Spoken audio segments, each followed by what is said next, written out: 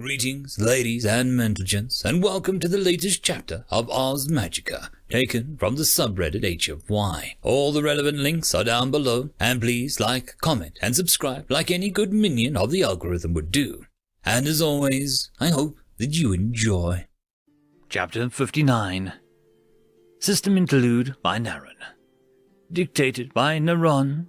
For GND FK BNG LV DJD FBD HDD.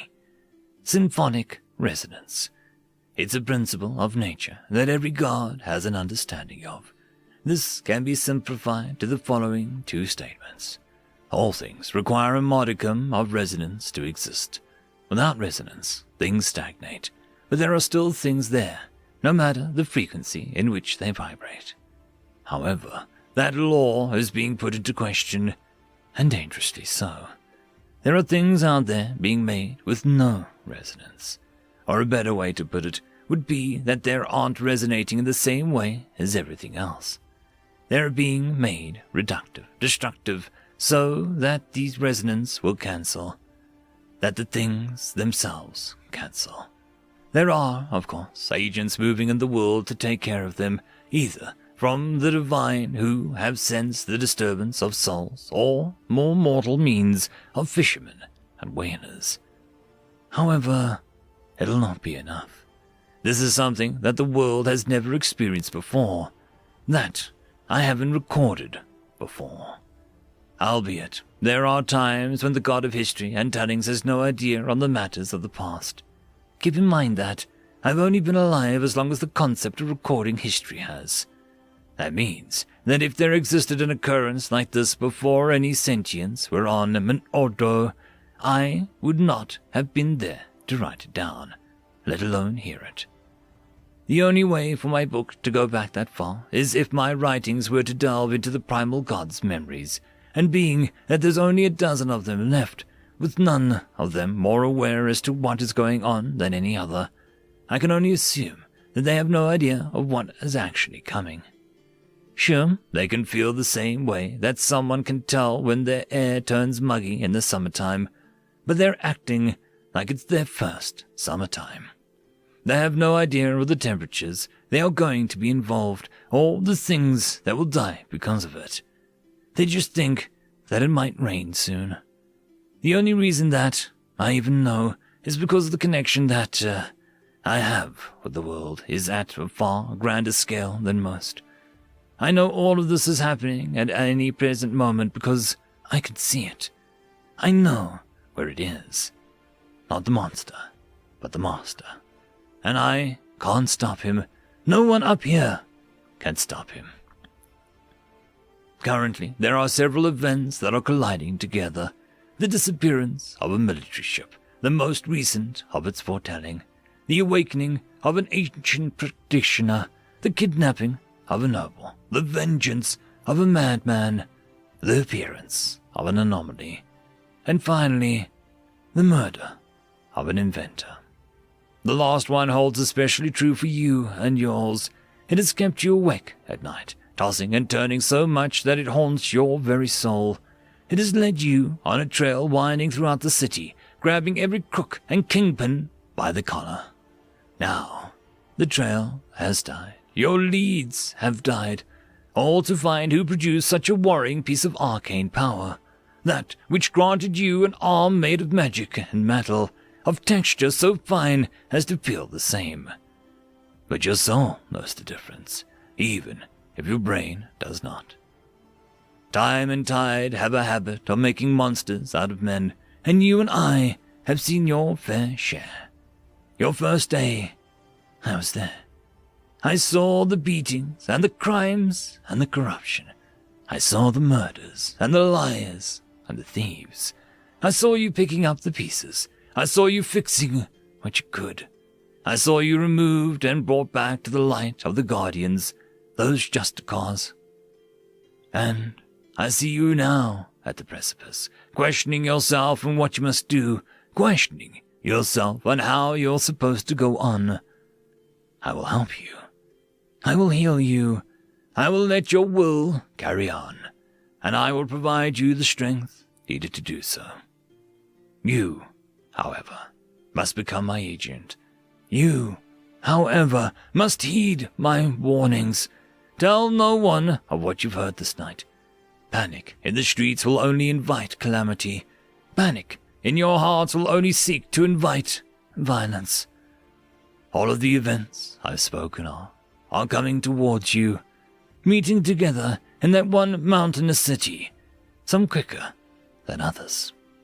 I need you to gather them. I need you to bind them. I need you to tell them what is coming, because only they can stop the unmooring that is occurring. Now all you have to do is wake up. Marshall had woken up screaming from the pain that occurred in the night, scrambling to sit in his bed, eyes alert towards the darkness. When nothing happened for some time, he began to breathe in deeply, trying to focus on the present moment. It always seemed to help him whenever he had nightmares. Normally, this helped immensely, as it reminded him about how the past had passed. This time, it didn't seem to work. He couldn't quite remember exactly what happened, but he thought, perhaps, that he'd received a contract, which was strange considering he didn't recall ever trying to take up the job, either drunk or asleep. Quickly, he tried accessing his stats, only to find the newspaper heading had changed. MIGW initialized. Hello, Detective. Sorry about the brazen wake-up call. It took a lot of this to happen, so you better appreciate it. As it happens, the person you're looking for is currently taking up residency within the dungeon south of town. Yes, there is one there, and it's the reason behind the market collapse. It's a relative newborn, so it should only have 3 to 4 floors to it. His experiments involving something in that dungeon creates, so expect more of the machinations within it. Even if they aren't controlled by him, you can take the other people with you, if you like. However, I would proceed with caution. They have learned from their mistakes, and they likely won't allow anyone to leave alive. Once you're finished, the rest of the portent will come, then your end of the bargain will commence. Good luck. Yep, he thought to himself, that's a portent. He openly sighed as he folded his status. Everything besides the headline had remained the same, so it expected to fix itself up once the class or racial level were to happen. He hated portents as a concept. Sure, he never really had one before, nor did he ever expect to get one. But when you deal with the law so often, even if you're not a part of the VOG or the Justicars, it was almost inevitable. His hands clawed over his tail, trying to smooth out the crinkled red fur. His heckles always did leave a mess whenever they activated of their own free will. Portents were a bit like miracles to his understanding. The gods help you with whatever problem that you're facing at a given moment, and then they can hold you to do one thing for them whenever. It was a vastly more stringent contract, as it made agreements with something in mind could not remember doing, nor the body. He never really trusted what his senses could not tell him, and since his soul had nothing, he couldn't trust it either. It was the more emotional out of his being, so any decision it would make was not based on trust or logic, just sheer want. However, this felt like a step in the right direction. Nobody in the victorious order of governance had gotten a portent in decades. And here he was, a 2-bit street beat, basically nobody important whatsoever to the higher-ups, and the higher-ups. His face slowly lost its skull as he stood up from his bed. In a jumble of energy that hadn't entered him in weeks, he managed to fold his bed back into a wall and reorganize his desk. Well, not entirely anyway. There were still some trash piles here and there, but he had gotten to the important stuff, like his stun wand and status badges. He managed to adorn himself in some trousers, withholding the shirt for the time being. It was 4 a.m. Of course, who would care? He got his hat off the coat rack to the side of the door and left his office. He sighed as he looked back at the door. He should have taken the stint as the Justicare. It would have been better than freelance. He faced away and started going down the hall. He passed by other offices, most closed down or simply infested with the neighbors before sliding down the stairway railing all the way to the bottom floor. It was the only really good thing about living in an office, as most offices knew that people wanted to leave as fast as possible when their work was done. So instead of a boxed-in staircase like those out in the old city, this one had a rounded one, with a metallic shine to it. The only unfortunate part about it was the little lip at the end had worn away, which reminded Marshall all too late as he plopped onto the hard stone flooring. He grumbled as he brought himself back up to a standing position, cracked his back, and went towards the building's main commingle. He brought it up to his ear, hearing the telltale buzz of static, before reaching deep into himself and pushing the mana through towards the target he sought. A ring was heard. Then a click. Hello? Went the groggy response. Growl! Marshall?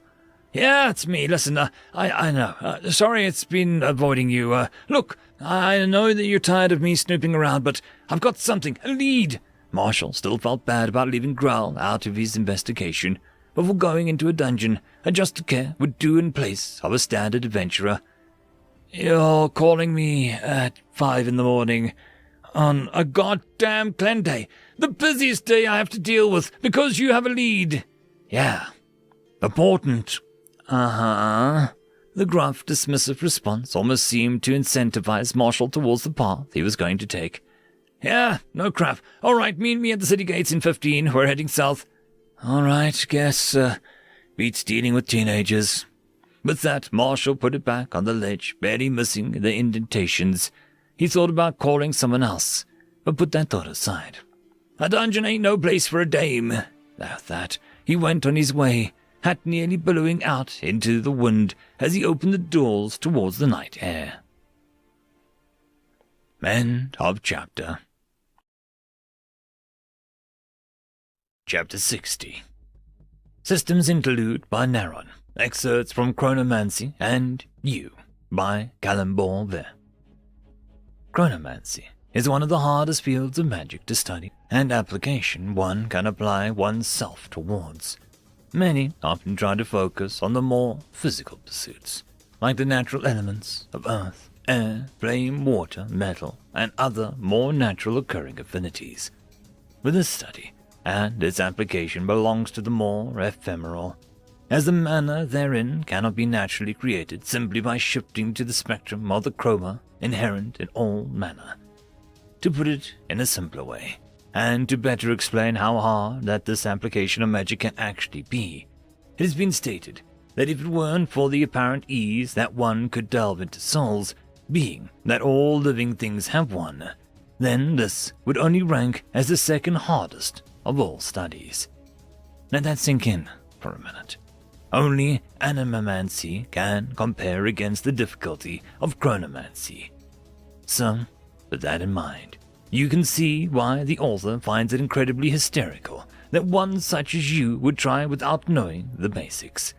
Then again, that is why you bought this empirical listing of all the spells, effects, and history behind it all. However, before I get into the hows of chronomancy, I must first divert myself to the whats. In other words, what does chronomancy control? If you couldn't tell from the word itself, it deals with the manipulation of time. However, that is the most generic explanation that I can provide. You see, chronomancy can only really delve into 3 aspects of time. 4, if you want to get into the theoretical. First is objectional time. Basically, it's a form of chronomancy which focuses on controlling the time of a single object. This can make things deteriorate to dust in a couple of seconds, while letting things return to the prime of their lives in a couple of hours. From the brief effects that I listed, you can see that turning back time is immensely harder than springing it forward. That is why I advise to those who delve into this to be careful with your targets. It would not turn out well for you, were they to accidentally age a child to old age. Many have lost their lives trying to perfectly perform this art, even the casters themselves, if they mess up the arrangement of time mana. So, without further ado, let's dive into the specifics behind the spells listed within this. Now that I've delved into the first aspect of chronomancy and the types of effects, spells, and even enchantments that can be performed, we must now delve into the second aspect of time. The one is most common to perform, that being environmental time. Now, environmental time is basically how a chronomancer affects the area around them. This is able to affect multiple objects, as well as the caster themselves. This is why it is advised to try and master the first aspect before the second. If you are unable to keep yourself unaffected from the spells you try to master, things would not end up well for you.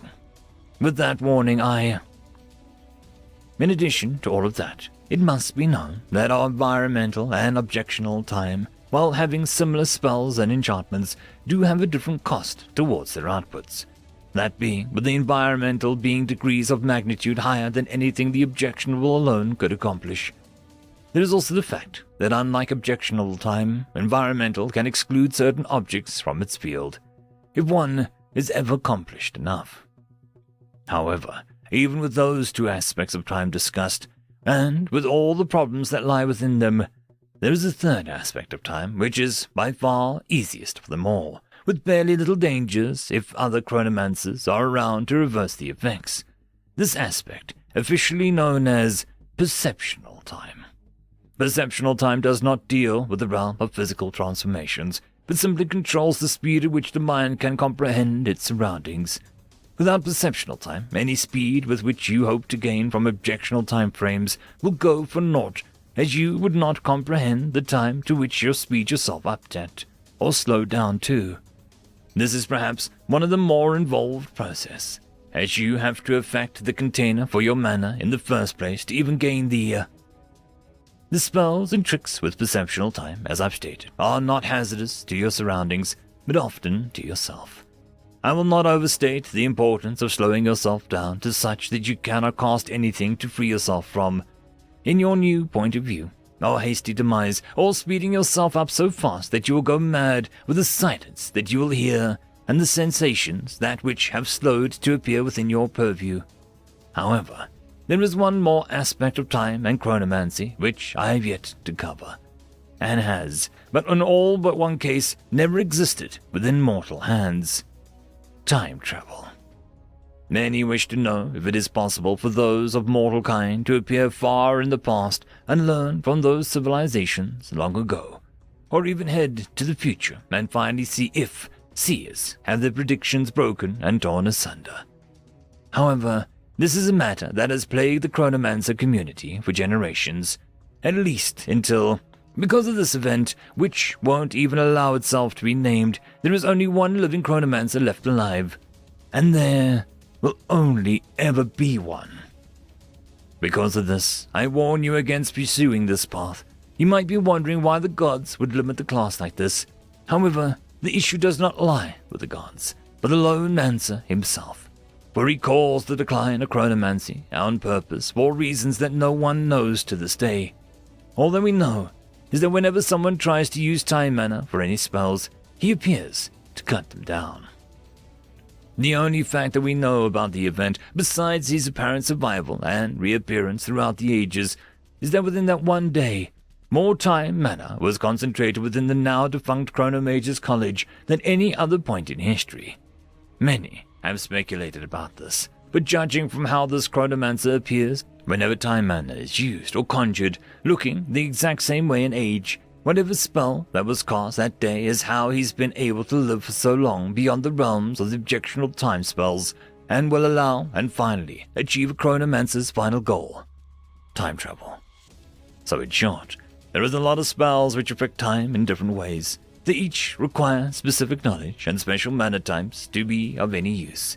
Also, each one carries their own separate danger if casting wrong, so tread lightly on the path to chronomancy. There is also the fact that the lone chronomancer is still out there for any open practitioners of the art. In other words, even though I hold the knowledge of spells and skills of old, even I dare not cast for fear of being unmade by the watchful eye of the last chronomancer.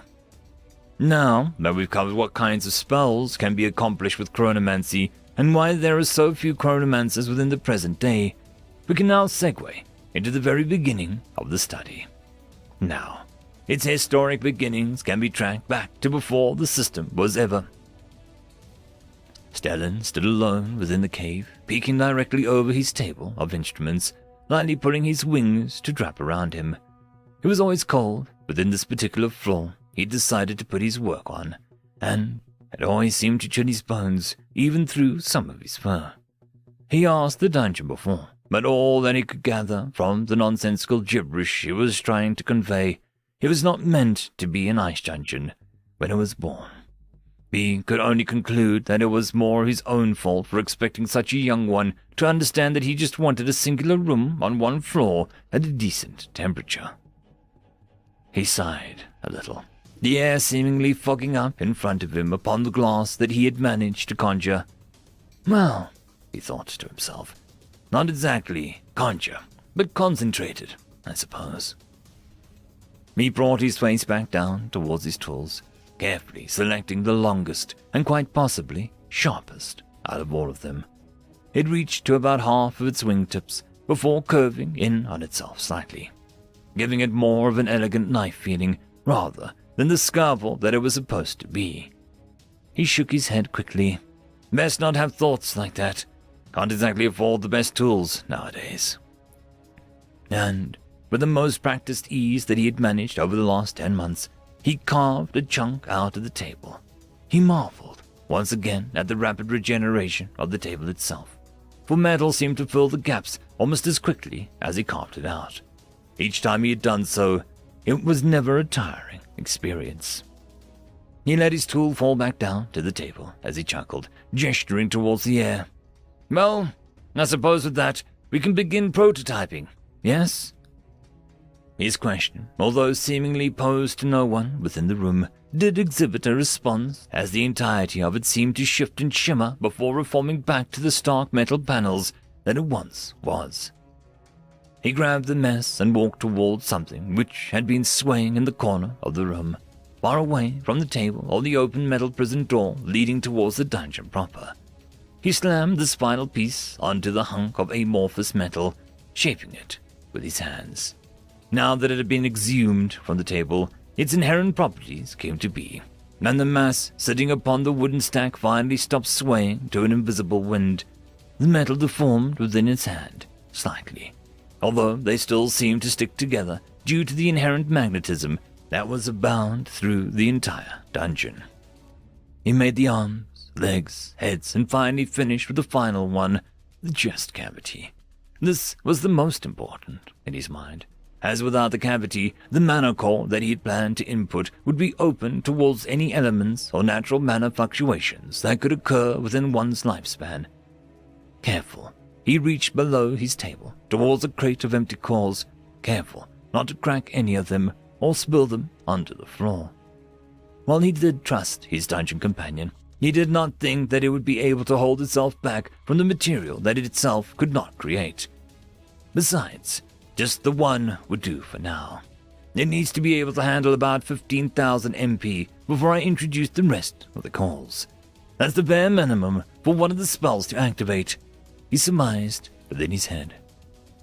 He inserted the empty one into the orifice, carefully trying not to push any spare metal in such a way as to collapse the entire project.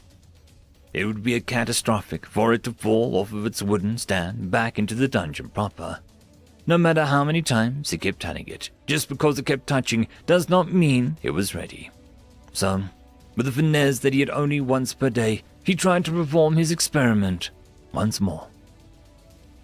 Carefully, he twisted mana out of his own mind, crashing it against the other strands, trying to find the specific one, the specific chroma, before it was gone without a trace.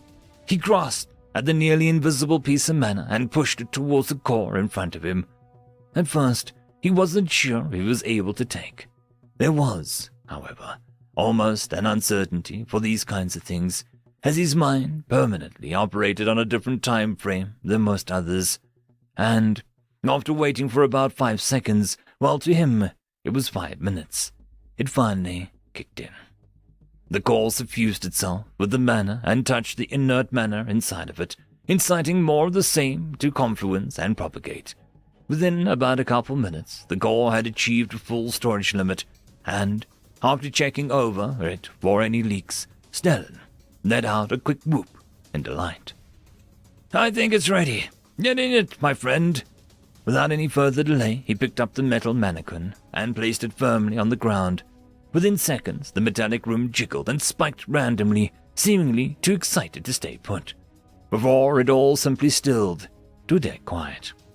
And then the mannequin's eyes shone. It appears to be working, Stellan. The metal head had no mouth, but it did have a singular hole where spoken words seemed to be coming from. Yes, the verbal components are doing exceptional work. Now we no longer have to simply speak through your own core, my friend.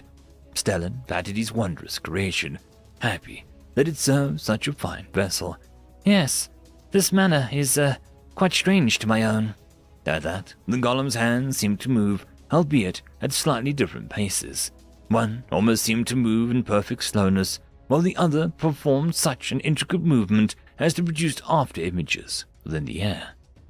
Yes, it's far more complex than simple metallic.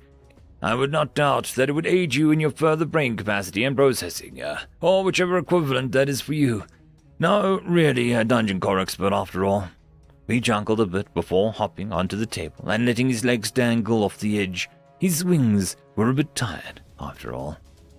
And yet you still formed a bond with me, even when I attacked you first. The memory was still stuck within Stellan's head. It was, perhaps, almost hysterical thing to think back on. Imagine he's surprised trying to find materials within black market when he falls down a crevice into a dungeon which seemed to be eating the rock around it. Or at least, that was what the entrance looked like. He never really understood how dungeons were able to grow larger than the space surrounding them and their entrances. But it wasn't something he put real thought into at the time, just a weird detail for how its gate formed, he supposed. I figured with what you are, I had to take the chance. This was the first lie that he'd told the dungeon. He didn't have any better options. If he stuck around the market for long enough, others would have notified the Night Guard about his thieving tendencies and summarily killed him to maintain their image within the underground. However, as time grew and his explorations into the mechanics surrounding his newfound and new-made friend became deeper and far more interesting, this was perhaps the best truth for why he stayed. A metal dungeon? He chuckled a bit, shaking his head before gesturing towards him. No, a golem one. His eyes seemed to sparkle at that, while the same aqua tone of the golem's eyes remained the same. Don't all dungeons have golems? Stellan's head tilted to the side, while nodding. He supposed he would have to give this young lad some instructions on the basics of dungeons, even if he only ever read one book about them when he had thought of an adventurer was the right kind of career choice. Some do. Others have monsters, beasts, even some bide call them home. But you're different. How so? Stellan pitied the poor lad. Or was it a lady? He never did ask if they had a gender or not, but it was probably safe to assume that they did not have one. Well, to put it bluntly, you're a whole thing as golem. All that is around you, as part of you, is made completely of golems. Metal golem, made up of golems, tilted its head slightly before making a blink occur where its eyes would have been. And, that's good? Well, it wouldn't have let you take over this project of mine if you didn't have an affinity for them. It nodded in comprehension as it seemed to mull over the topic. Affinity? Wait, I know that one. That's just what things I can make. Well, that's kinda correct. It may be what you can make, but it also represents what you are. While others might have an earth affinity or something, that doesn't mean that they can't change that or put other things into themselves. That's kind of the beauty of your Hypatia status. The dungeon golem tilted its head, wondering why that one word felt so familiar to it, far beyond the normal familiarity of the words that were imprinted within the core. Then it realized perhaps what it wasn't at all that good. He only did manage to manifest the smallest kind of golem after all. Should I change? No, probably a bad idea. Otherwise we wouldn't be able to talk like this. Stellan's interruption came with a bizarre unfolding of his wings as they were waved about manically, almost lifting him straight off the table he sat upon. The point, however, had gotten through to the dungeon golem. Fair point. So, now what? The question almost seemed to put off the bat, as his excitement was toned down towards a brief blip of confusion. What do you mean? Well, I know that you didn't just make my bodies to make it easier to converse. Even now, my thoughts kind of just speed off learning a bit about myself and you. Realization crept through Stellan. He'd never told the Buried Legion his entire plan. He didn't exactly know that they would react to it. Plus, he knew that they didn't react that well when he had told them, though the usual thing that dungeons did to grow. There's a person, each chronomancer meets them at least once in their lives. More than that, if they're lucky, the first time. I have not met him yet, and I plan to meet him before he ever has the idea to meet me. Chronomancer? Stellan was kind of angry at himself, as well as his partner's past incomprehension. He tried explaining several times what classes were and what he was aspiring to be. He may have had a brief stint as an artificer, but that was only after the incident from which he will no longer think of. To think of it is to equate it to death, destruction, and hopelessness. Basically, it was a magic user that uses a type of mana I put into you. He didn't exactly know whether wizard was part of the lexicon he was able to input into the core before filling it with mana. But it was best to be safe rather than stuck with an understanding chunk of metal again. What about this person? He's a cutthroat, merciless to all else who could have a class as mine. Whenever any of us perform any of the trademark spells or produce the mana at high enough rate, he comes to kill us. And with that one sentence, Stellan brought back the conversation he began a long time ago, back when he had first tried teaching the newborn, because that was what it was, and what he tried to teach it. Kills? Is that the thing you tried to explain about permanent nothingness? When Stellan had brought up what it would have to do to grow, they were always scared of it happening to others, because of one bleak second it had managed to remember it. Yes, basically whenever someone is killed, they basically end. Nothing else in life for them. Do you want me to kill it? That was the question. That was the main thing bouncing around in Stellan's head for his entirety of his hopes and his revenge. That's the idea. We have a generic time and place for it, and since you haven't decorporealized yet, we can safely assume they cannot tell when a construct is using it in the amounts that the project has generated. Thus, you can build up enough chromic mana, travel through time, and end him, thus allowing future chromomancers to exist in relative peace. At first, the word didn't seem to register within the dungeon. Then it realized what it actually meant. However, even with the word, it didn't fear it. They would still be around since their main core did not contain an iota of foreign mana. However, Stellan's plan seemed too clear-cut to him. There's something else, isn't there? What? The self-congratulatory look almost disappeared entirely. It can't just be goodwill that you are doing this for. Otherwise, you would not have killed those people up top. Stellan thought back on the incident. He had been selling materials from his friend, trying to get better equipment through the sources he could find while donning a different face. All anyone really needed as a druem was some mud on their fur, and people believed that you were an entirely different person. He had laughed for around an hour after the incident, but as all things in the world, it slowly and gradually got worse. Many bide began to suspect him, wondering where this mercantile came from, and while stealing was frowned upon, following until you were out of the market was not. He hadn't really meant to blow it all up. It was just the nerves, the adrenaline coursing through him, the wire of a good thing finally coming his way, getting taken away. Taken away! He realized what he had done was wrong. Even now, still in the depths of the dungeon, he was getting racial experience for all the lives that were dying from the fallout. He had only managed to escape it by entering the dungeon at the same time as he armed his device. Thinking back on it, he wished that he could have done things somewhat differently. But, as with all things, the past cannot be changed. Not yet, anyway. And besides, getting rid of the people that were on him was for the best, in his opinion. Less time for them to realize how much illegality is going on here.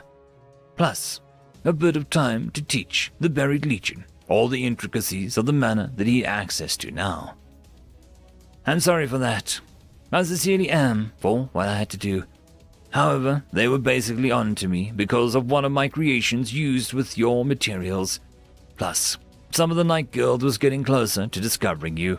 If I hadn't thrown that bomb through the entrance, then the wider world would find you. I doubt I would ever have this chance to, fix myself." He thought about it, quite briefly. However, his efforts to forget it was put to shame as the dungeon mentioned it out loud to his ears. "The brain thing?" An almost irrational anger upon the bipedal bat as it started shaking before letting out a warbling screech. "Yes, the brain thing!" Immediately, he had realized his error with how he acted. Dungeons, in a word, couldn't feel emotions unless they were taught them first. In a way, it was different from the most Hypatia in that emerged. That says a lot about thousands that exist and utterly decimate anything at all visitors or invaders. Sure, in the beginning they operate without them, just working off of deep-rooted instincts. But anything more complicated than that, they absorb from their surroundings like plants and children. If he taught the dungeon anger before fear or happiness, then it would only be able to become a monstrous being. "Sorry, I'm just stressed. I've done and proven that I can do the easy part. Now I don't know whether the hard part can happen or not." His honest reply, as he fidgeted with himself, trying to get rid of the shakes that still plagued him, almost surprised himself. "Why should you be worried? Aren't I just going to do this?" It almost surprised Stellan how impassionate he sounded, detached from it all. "Why would you think that I would leave you alone?" He looked towards the golem, trying to find any hint of emotion from it, albeit at a huge disadvantage. He never really configured the core with any emotional tells, considering that he was making it for the dungeon to inhabit. "You've helped me grow, both in strength and knowledge. You've helped me see the bigger pictures. Then all I was sad about was that all I could summon and control were drops of metal. Now that you've given me a body, and I can free myself from the prison that is my creation, this is the least that I can do." His opinion of the dungeon changed within that moment, going from something simply viewing from an outside perspective. Now he truly felt like it was something that had his back in the matters of the future. "You've made a bat very happy today, but no, I'm coming with. Once we're at the time and place, the mana in the air will be so thick I would essentially be disguised from his presence, unless we were to meet each other in person." His explanation almost seemed to catch the golem off guard before it nodded its head towards him. "All right, then." His affirmation seemed to get the topic of the conversation to drop, as Stellan was trying to figure out how to begin teaching the construct and how to use the newfound energy. A sudden shifting occurred. It wasn't a shifting of the material making up the walls or the floor like he'd grown accustomed to. No, this was something which warped the space around him enough to visibly get rid of the magic lights that he'd set up inside the room. This shaking also had the unfortunate act of making him fall off the table, hitting his head on the floor. He groaned while the room still shook, at least until he felt the shaking had stopped. Whether it was an aftershock of it all that left him, or the actual one, though, he couldn't say. What was that? His question towards the darkness was met with a distinct sound of silence, until a voice that came from the same level as he did sounded out. "What do you mean?" he groaned again, aching, while sending out another of his magic lights to find that the golem, much like him, had fallen over. Unlike him, it made no effort to move from its spot on the floor. "You're horrible at lying. You've just gotten a voice and you're trying to trick me. Now what was that?" The dungeon wasn't exactly horrible at lying, but it did not pain to let it know that he knew about its tells. It would, at least, the buried legion practice more honesty around him. I don't want to explain it. It was honesty of a sort. However, it wasn't the kind that Stellan hoped for. So he started righting himself, groaning as he stretched his back. Then he got up onto his feet, looked towards the golem on the floor, and sighed as he traveled towards the now fallen-over door. Well then I guess I'll just go to the core room and find out my... Okay, I'll tell you. The added mana might have made me grow a bit more. He wondered exactly why it had taken this long for the more complex mana to have any effect on its host, but he probably surmised that experimentation was what early dungeons always did. So, in short, it was probably his fault anyway. How much more? 15 floors? The uncertainty of the voice came through almost immediately to him, which was great, but it also didn't really bode well for why it was present within the golem's voice in the first place. And that's a problem because I grew it in the outside world too, and another entrance formed because of it. The beginnings of stress were once again eating at Stellan's mind. Thoughts on danger and thoughts of fear began invading his body, but he pushed it aside. He was around a dungeon, after all. Is it at least hidden? He was somewhat thankful that the buried legion was able to view at least 10 meters around his entrance. It didn't do well in the accident of the market, but at least it was useful now. No, it's basically just a crater in the road, and the golem became silent. Almost too silent, as his thoughts seemed to disconnect from its voice. It worried Stellan. Perhaps it had grown further into the other entrance. Then there would truly be trouble if the night guard had finally found him. Stealing wouldn't be the only charge that they'd put him in for. Why did you grow silent? The golem seemed to stay silent until it started to sit up off the floor and stared towards the door, meeting Stellan's eyes. Some people just came in, or rather, fell in. A merchant caravan, I think, along with some kind of metal contraption. This somewhat relaxed him. If they came from the top, he could just say that he was an adventurer, claiming the dungeon for himself and his family. He was at least allowed to do that until a certain floor limit hit. Then again, with how he had planned to increase the maximum mana the dungeon had artificially, others would certainly ask questions. But he was able to perform it fast enough. It would certainly be possible to finish his plan within the next 2 months. You know what? That's fine. That's absolutely fine. We can probably just, and some others came in from the first entrance. The most absolute worst case thrust itself into his mind. The Night Guild meeting merchants. God damn it! End of chapter. The algorithm reckons you should be watching this video next, and I recommend that you should be always watching my video. So, click with energy! And yes, clicking that does help the channel. Thank you very much. I would just like to give a quick thanks to the T5 channel members and patrons: Alithia, Parky, Fudic Yol, Meridian117, Cam Maxwell, Casper Arnholtz, Angry Marine, Lord Azrakal, and White Van 420.